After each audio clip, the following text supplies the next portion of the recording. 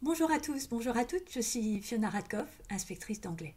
Une enseignante m'écrit et me demande: est-il légitime de s'enregistrer si l'on n'est pas anglophone?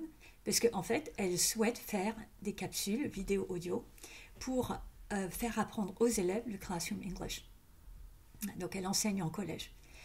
Et la deuxième question qu'elle me pose, c'est: est-ce qu'il existe des sites où je peux taper un texte et ça génère automatiquement une voix? Donc la réponse est oui, vous êtes légitime, et oui, il existe des sites. Donc pour répondre de manière un peu plus précise. À la première question, en fait, je comprends que l'enseignante se pose la question parce que maintenant on a accès, les élèves ont accès beaucoup plus souvent à des accents authentiques, des documents authentiques en ligne à travers les films que par rapport à il y a 40 ans par exemple. Mais ça ne vous empêche, ça ne vous retire pas toute légitimité. Vous pouvez très bien faire ces capsules à partir du moment où votre accent peut servir de modèle pour les élèves. Voilà. Donc, vous dites que vous parlez bien l'anglais, donc il n'y a aucun souci. Faites ces capsules vidéo ou audio pour que les élèves apprennent le lexique.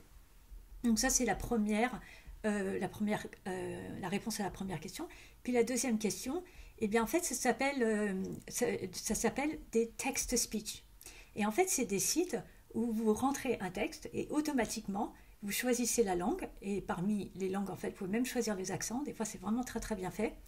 Et donc, regardez sur Internet, vous tapez text-to-speech, vous allez voir qu'il y en a plusieurs. J'en mettrai un lien sous cette vidéo, mais vous en avez beaucoup d'autres.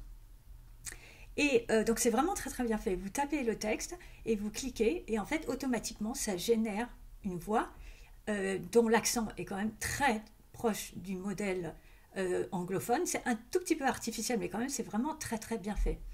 Et d'ailleurs c'est vraiment un excellent exercice à faire avec les élèves. C'est-à-dire imaginons que vous voulez mettre en place un sketch et les élèves écrivent leur sketch. Eh bien, ils peuvent très bien mettre le sketch dans le site et faire générer la voix. Et après, ils peuvent s'entraîner à la maison pour apprendre à prononcer correctement. Voilà, parce que ça demande un entraînement. Et en fait, ils peuvent l'entendre grâce à des sites tels que celui-là. Voilà, donc merci beaucoup à cette enseignante qui m'a posé la question. Et puis, je lui souhaite une excellente continuation. Et puis, merci pour ce partage. Et à bientôt. Au revoir.